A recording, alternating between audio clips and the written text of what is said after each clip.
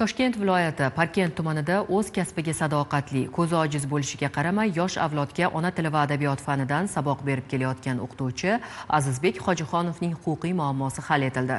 Pedagogga to'lanishi lozim bo'lgan qo'shimcha ustamalar masalasida yuzaga kelgan muammo yuzasidan bildirilgan murojaat Adliya bo'limi tomonidan ko'rib chiqilib, masala qonuniy yechim topdi. Hozir shu haqda.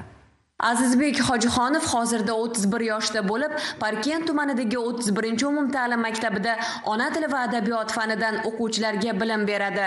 2021-yildan ish faoliyatimni olib borib kelmoqdaman. Asosan adabiyot fanidan dars beraman, chunki adabiyot fani shu o'tishga qulay, ya'ni umuman imkoniyati cheklangan o'qituvchilar, xususan ko'rishida nuqsoni bo'lgan o'qituvchilarga qulaylik tug'diradigan fan. Masalan, sog' bolalar bilan ishlaysiz, ularni sizga bo'lgan munosabati bo'ladi. Ko'zi ojiz bo'lishiga qaramay, o'z kasbining fidoyisi bo'lib faoliyat yuritib kelayotgan pedagogda qo'shimcha ustamalar to'lanishi bilan bog'liq muammolar yuzaga kelgan.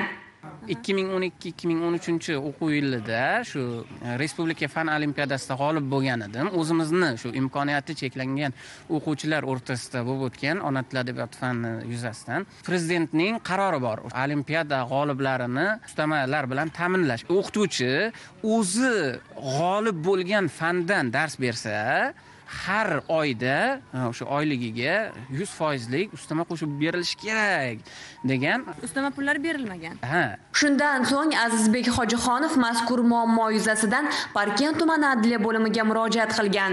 O'zbekiston Respublikasi Prezidentining 2019-yil 3-maydagi iqtidorli yoshlarni aniqlash va yuqori malakali kadrlarni tayyorlashning uzluksiz tizimini tashkil etish chora-tadbirlari to'g'risidagi 4306-sonli qarorining 5-bandiga asosan Respublika olimpiada g'oliblarining lavozim maoshlariga har oylik 100% ustama to'lashlari belgilangan.